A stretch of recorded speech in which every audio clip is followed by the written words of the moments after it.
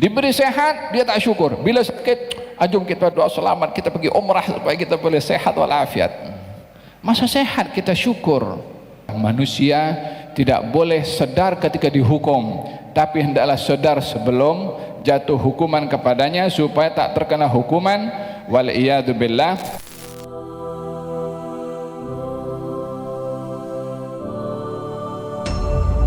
Kau jangan sombong dengan harta yang kau dapat ini. Sesungguhnya Allah tak suka kepada orang-orang yang gembira dengan harta, dengan sombong.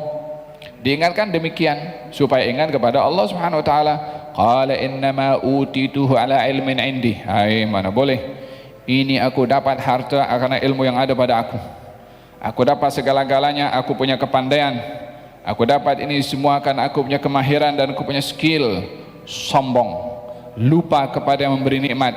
Apa yang berlaku kepadanya? Fakhasafna bihi wa bidarihi al-ard. Dibuka itu bumi, dia dengan duitnya, dengan emasnya, dengan segala-galanya, terus ditelan oleh bumi sekelip mata tanpa ada yang tersisa sedikit pun daripada apa yang dimiliki oleh Qarun. Qarun ketika datang membawa harta bendanya dan dilihat oleh orang-orang ramai, orang-orang yang hanya fokus kepada nikmat, yang fokus kepada harta, yang fokus kepada zahir kebendaan, dia mengatakan kepada Allah Subhanahu wa taala, ya laita lana mithla ma utiya Qarun innahu ladzu hadzin azim. Andailah kita boleh kaya macam Qarun ini, dia adalah orang yang bertuah dengan hartanya, kufur kepada Allah. Macam mana boleh jadi tuah?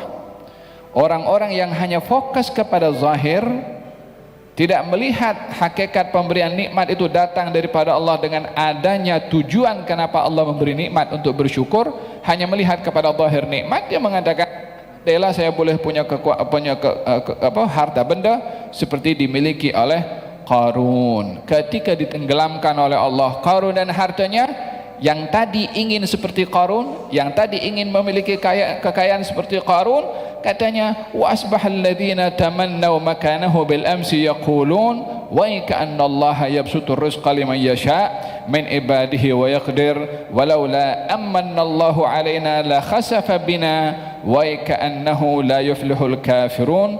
Yang semalam masa tengok Qarun, dia kata, andailah saya boleh seperti Qarun, punya kekayaan. Setelah melihat Qarun ditenggelamkan, ditelan oleh bumi, dia mengatakan, aku tak nak jadi macam Qarun. Kalau tidak, aku pun juga kena ditenggelamkan oleh Allah, ditelan oleh bumi. Semalam kau nak, kenapa sekarang tak nak? Setelah melihat apa hukuman yang diberikan oleh Allah Subhanahu wa taala, manusia tidak boleh sedar ketika dihukum, tapi hendaklah sedar sebelum jatuh hukuman kepadanya supaya tak terkena hukuman. Wal iyadu billah. Demikian keadaan orang diberi nikmat tapi dia kufur nikmat. Yang kedua, Allah Subhanahu wa taala berfirman, orang diberi nikmat kekayaan harta benda, punya kebun subur, tanamannya luar biasa. Wa dakhala jannatahu wa huwa zalimun li nafsihi qala ma adhunnu an tabida hadhihi abada. Wa dakhala jannatahu, dia masuk ke kebunnya, huwa zalimul li nafsihi, zalim pada dirinya, sombong, kufur kepada Allah, akan bersyukur nikmat yang diberi. Dia mengatakan ma adhunnu an tabida hadhihi abada, ini hartaku tak akan habis. Nampak dia punya zero banyak di belakang itu. Aku punya umur kan, kalau aku punya umur 60-70 tahun, aku punya duit belum habis lagi. Baik aku panjangkan umur aku 100 tahun. Mungkin 100 tahun pun aku punya duit belum habis lagi. Oke, 150, 150 tahun sudah. Oh, dia perkiraan sendiri. Ma'adhunnu tabida hadhi abada. Tengok bagaimana orang kalau lupa untuk mengingati Allah, untuk mensyukuri kepada Allah kan nikmat yang diberi, sehingga telajak terlalu jauh, sehingga dia mengatakan harta aku tak akan habis. Tak cukup itu, dia katakan kiamat pun tak akan terjadi, sebab dia takut kalau kiamat terjadi hartanya akan hancur. Dia tak mau hartanya habis. Maka macam mana? Dia nafikan hari kiamat untuk tak memuaskan hatinya, untuk dia boleh memanfaatkan harta yang dimiliki dengan menipu pada diri sendiri, dengan mengingkari adanya hari kiamat. Diberi nikmat tapi tidak bersyukur, diberi nikmat tapi dia kufur kepada Allah Subhanahu wa taala. Apa yang berlaku kepada dia? ketika dihantarkan adab oleh Allah, wa uhyita bi thamarih fa asbaha yuqallibu kaffaihi ala ma anfaqa fiha wa hiya khawiyatun ala urushiha wa yaqulu ya laitani lam ushrik bi rabbi ahada. Dia ketika melihat ini tanamannya semua tumbang, kebunnya anggurnya tumbang, kebun kormanya tumbang, semua hancur habis, tak satu buah pun boleh dimanfaatkan, saksikan oleh dia sendiri. Masa dia kena hukuman, baru dia mengatakan, oh andailah aku tak kufur kepada Allah, andailah aku syirik kepada Allah Subhanahu wa taala. Ya marhaba bil Habib Abdul Rahman, marhaba. Dia menyesal setelah adab turun.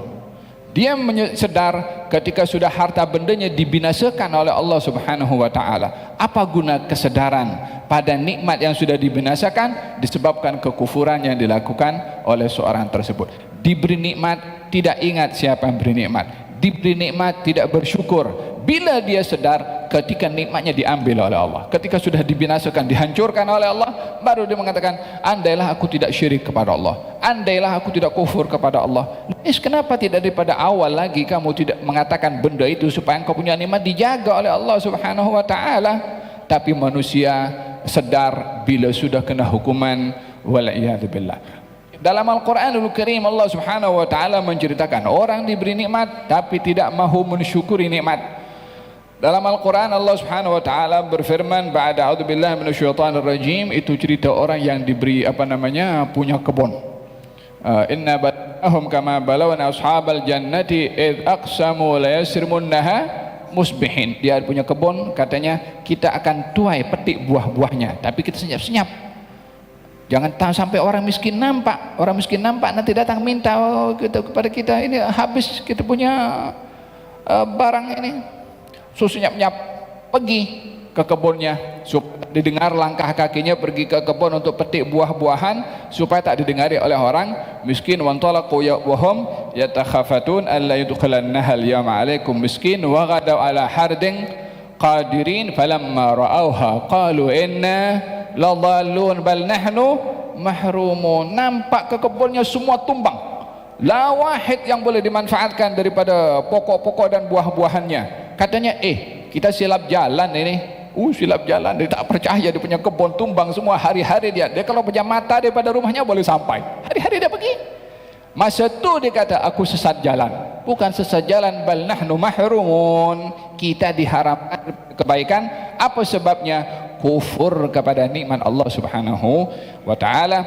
Wa hakadha, di dalam Al-Qur'anul Karim Allah Subhanahu wa taala menceritakan tentang orang-orang yang diberi nikmat oleh Allah. Ada di antara mereka yang bersyukur dengan sebenar syukur, ada di antara mereka yang kufur nikmat. Di sini Allah mengingatkan kepada kita, bila diberi nikmat, ingat 3 perkara. Akui nikmat datang daripada Allah, ungkapkan dengan lisan alhamdulillah, tunaikan hak nikmat itu dengan menggunakan di jalan yang diridhai oleh Allah Subhanahu wa taala. Saya ingat pernah saya jelaskan di sini, hikmah nikmat itu atau syukur itu qaidun lil mawjud wa saidun lil mafqud.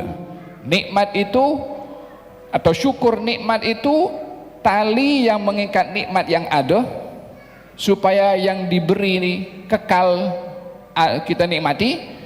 Kemudian saidun lil mafqud, yakni menjadi umpan kepada nikmat yang belum kita dapat.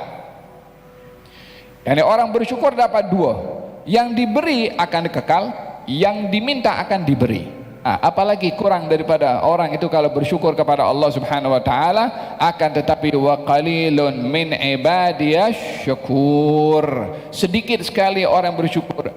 Dia akan ingat kepada Allah Subhanahu wa taala bila kena musibah. Diberi sehat dia tak syukur, bila sakit jom kita doa selamat, kita pergi umrah supaya kita boleh sehat walafiat. Masa sehat kita syukur.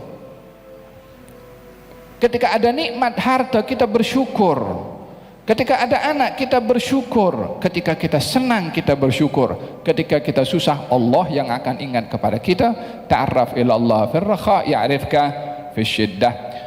Kenalilah Allah ketika kamu dalam keadaan senang, Allah akan ingat kepada kamu ketika kamu dalam keadaan susah.